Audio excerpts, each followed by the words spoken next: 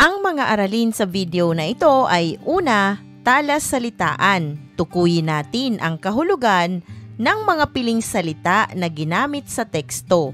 Ikalawa, basahin natin at unawain ang sanaysay na pinamagatang pagbibigay kapangyarihan sa kababaihang Pilipino sa pamamagitan ng estadistikang kasarian. Ikatlo, mga mahahalagang tanong pagsusuri ukol sa akda at gabay na sagot.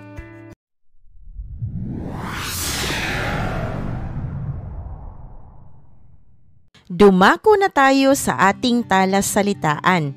Alamin natin ang kahulugan ng mga piling salita na ginamit sa akda.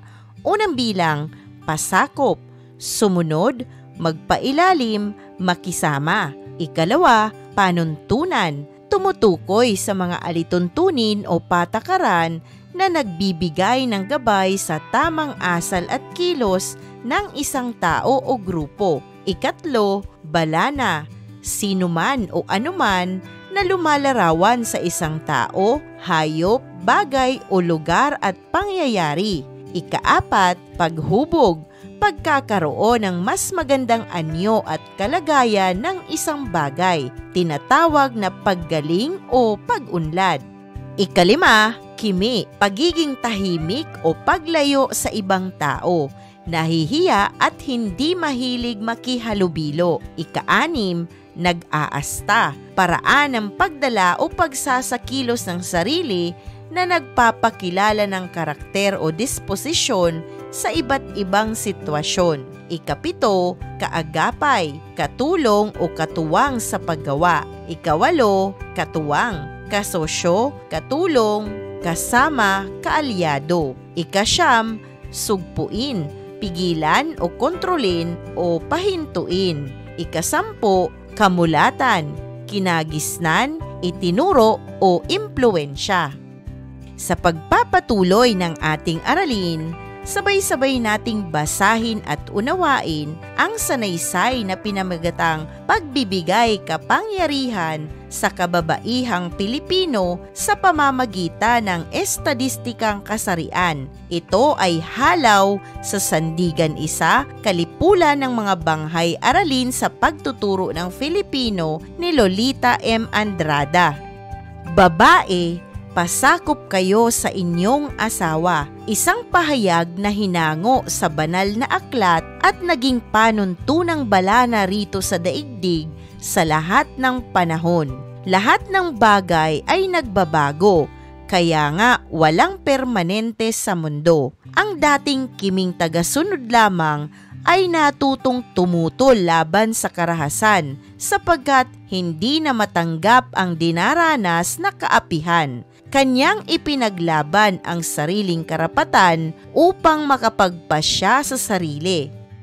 Lakas loob din niyang hiningi ang karapatang maisatinig ang matagal nang nahimbing na pagnanasang maging katuwang hindi lamang sa tahanan kundi maging sa paghubog ng lipunan para sa isang maunlad, matahimik at kaaya-ayang kinabukasan. Sa ngayon, ang kababaihan ay unti-unti na ring napahahalagahan. Hindi man ito maituturing na ganap dahil sa patuloy na mga karahasang pantahanan na pawang ang kababaihan ang nagiging biktima. Ang sexual harassment na madalas ay daing ng mga kababaihan ay nagdaragdag sa mga suliraning pambansa. Ang babae ay katuwang sa pamumuhay. Hindi sila katulong na tagasunod sa lahat ng mga ipinag-uutos ng ilang nag-aastang Panginoon. Sila'y karamay sa suliranin at kaagapay sa mga pangyayaring nagdudulot ng pait sa bawat miyembro ng pamilya. Tunay na ang mga kababaihan ay hindi lamang kasama kundi kabahagi sa pagpapaunlad ng bayan sa lahat ng panahon. Marami na ring samahan ang itinatag upang mangalaga at magbigay proteksyon sa mga kababaihan. Ilan sa mga ito ay Gabriela, Tigil Bugbog Hotline at marami pang iba. Patuloy ang mga samahang ito sa pakikibaka upang sugpuin ang patuloy na diskriminasyon sa pagitan ng kalalakihan at kababaihan. Layunin nilang mabigyan ng edukasyon at kamulatan sa mga karapatang dapat ipakipaglaban ng mga kababaihan. Ating nabasa at naunawaan ang sanaysay na pinamagatang pagbibigay kapangyarihan sa kababaihang Pilipino sa pamamagitan ng estadistikang kasarian. Dumako tayo sa mahalagang tanong pagsusuri ukol sa akda at gabay na sagot.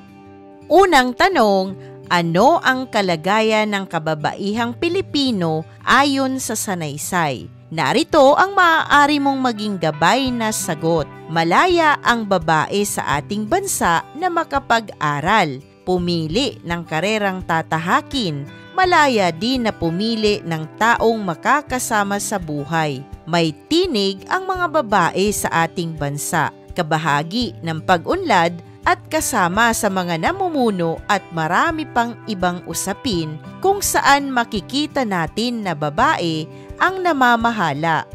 Ngunit sa mga ilang tala at pagkakataon sa buhay, ang kalagayan ng mga kababaihan sa ating bansa ay hindi gaanong nalalayo sa ibang bansa sa Asya. Nakakaranas pa rin ng pang-aabuso at diskriminasyon ang ilang kababaihan. Masasabi nating hindi naman pinabayaan ng ating pamahalaan ang bilang at reklamo ng pang-aabuso. Naroon ang agarang pagkilos at pagdakip sa mga mapang-abuso. Katunayan, marami na ang batas na naipasa na mangangalaga sa karapatan ng mga kababaihan. May mga itinalagang ahensya din na siyang mangangalaga at magbibigay ng proteksyon. Sa kabila nito, hindi pa rin nawawala at patuloy pa itong dumami sa kasalukuyan. Bagamat marami na ang nabigyan ng katarungan, marami pa rin ang hindi at naghihintay na makamit ito. Nawa, magtulong-tulong tayo upang tuluyan ng masugpo ang suliraning ito nang sa gayon maituon na ng ating pamahalaan sa ilan pang bagay na mangangalaga sa lahat ng mamamayan.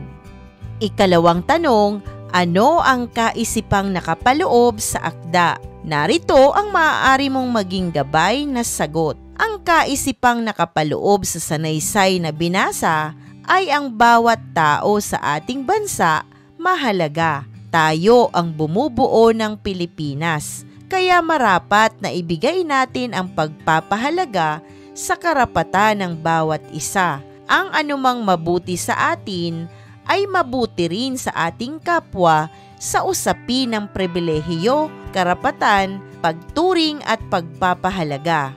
Ipinapaalala din ng akda na walang sino mang tao ang nakahihigit ng karapatan. Sa mata ng batas, lahat tayo ay pantay-pantay. Bawat isa ay may mahalagang ambag at papel sa lipunan. Kaya mas mabuting pairalin natin ang tunay na paggalang at malasakit sa bawat isa. Sa halip na magmalaki tayo at maliitin natin ang isang tao dahil sa kanyang kasarian.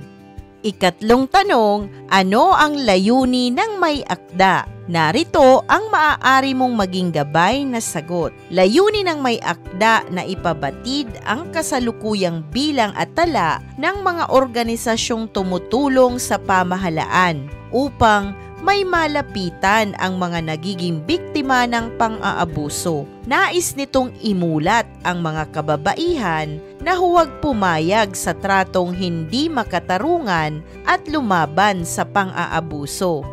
Hindi nag-iisa ang sinuman, basta't ipapaalam mo lang na kailangan mo ng tulong. Nais ding ipabatid nito na sa dami ng mga batas na nangangalaga sa mga kababaihan at ahensya ng pamahalaan na humahawak ng mga kaso ng pang-aabuso, hindi pa rin ito sapat upang masugpo ng tuluyan. Kaya naman, kailangan nating kumilos at makiisa upang maisumbong ang karahasan na ating nakikita nang sa gayon wala nang maitala na biktima.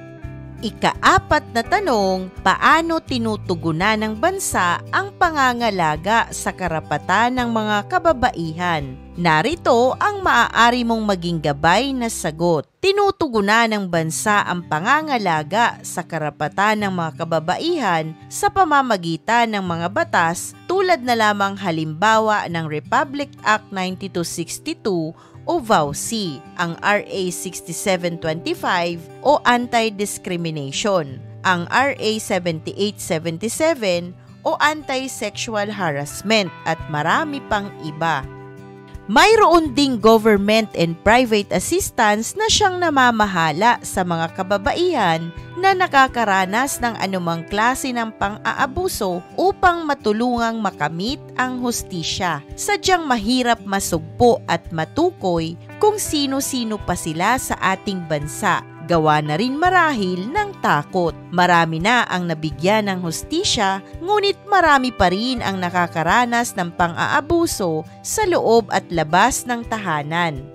Maigting na ang awareness campaign ng pamahalaan at pribadong sektor sa mga mamamayan na magsumbong kung nakakaranas o nakasaksi ng pang-aabuso. Maaaring magtungo kaagad sa barangay na nakakasakop o magsumbong sa mga numerong narito sa inyong screen. Ang DSWD natin ay 02931-8101-207. Sa PNP naman, 723-0401-220. Ang PNP Women and Children Protection Center naman, 410-3213. Sa NBI naman, Violence Against Women and Children Desk ay 523-8231-238 at 525-6028.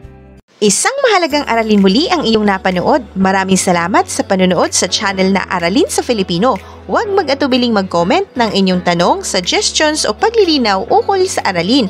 Munting kahilingan sa iyong kaibigan, paki-like, share and subscribe para updated ka sa mga susunod pang bagong video ng Aralin mo sa Filipino.